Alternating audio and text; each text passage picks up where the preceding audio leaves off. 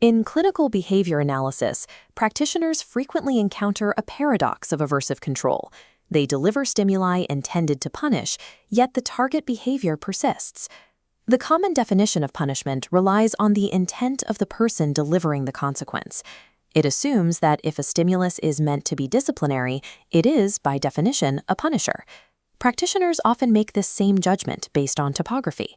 They assume a loud volume, a stern face, or a specific physical gesture creates aversive control.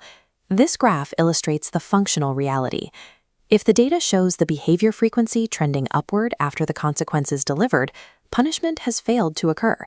The discrepancy between a practitioner's intended punishment and the actual functional outcome on the datasheet is a frequent failure point in behavioral interventions. Applied behavior analysis utilizes a strict functional definition. Punishment is a stimulus change that immediately follows a response. This consequence must result in a measurable decrease in the future frequency of that specific behavior under similar conditions. Punishment is defined by this suppressive effect. This requires analysts to evaluate the stimulus based on data rather than emotional or moral context. All effective aversive stimuli are categorized into 3 distinct classes based on how they acquired their suppressive properties. To correct failing interventions, practitioners must move past assumptions about what a consequence looks like and instead identify its biological or historical origins. The first class of aversive control consists of unconditioned punishers. These are rooted in phylogeny, meaning they are a product of the evolutionary history of a species. Common examples include extreme temperatures, sudden loud noises, and painful physical stimulation. Because these function as survival mechanisms, all biologically intact members of a species are susceptible to their effects. Unconditioned punishers require no prior learning history to suppress behavior. While these are hardwired biological imperatives, they are rarely the stimuli behavior analysts manipulate in clinical settings. This necessitates an examination of how individuals learn to avoid neutral stimuli. Conditioned punishers are defined by ontogeny, the unique learning history of an individual. These acquire aversive properties through stimulus-stimulus pairing. This is a process where a neutral environmental event is associated with an existing punisher.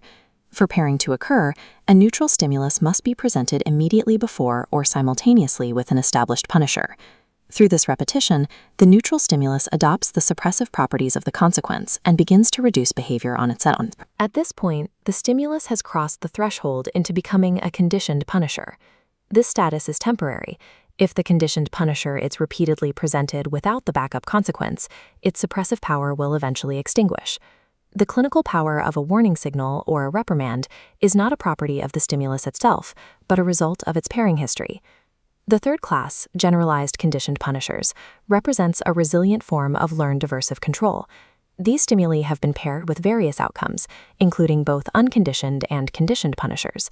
Because of this diverse history, generalized punishers are often independent of specific motivating operations, or MOs, which alter the current effectiveness of a consequence.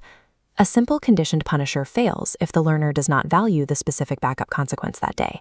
A generalized punisher remains effective because it signals multiple potential losses. These stimuli, such as social disapproval or point deductions, allow practitioners to manage behavior in complex environments without relying on constant biological consequences.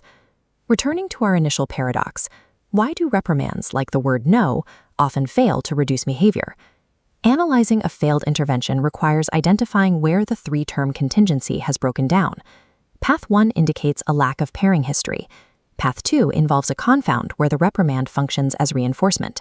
Delivering a verbal reprimand often involves high-intensity attention, eye contact, and physical proximity. This creates a conflict where the intended punishment competes with unintended positive reinforcement. If adult attention is a strong reinforcer for the client, it can overpower the punishing function of the reprimand, causing the behavior to increase. A failed reprimand is rarely a failure of the client to understand a rule. It's a failure of the analyst to assess the functional value of the stimulus in that individual's history. The use of these 3 classes of punishers is governed by strict ethical mandates in the Behavior Analytic Compliance Code.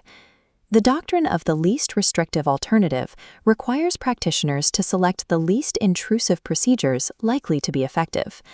While conditioned punishers may be less physically intrusive than unconditioned ones, Any punishment procedure requires continuous data monitoring and justification. Punishment procedures should not be implemented without the concurrent reinforcement of appropriate replacement behaviors. Aversive control is a naturally occurring principle, but clinical application must be subordinated to ethical safeguards and positive programming. These distinctions can be applied to a two-step heuristic for evaluating behavior change scenarios.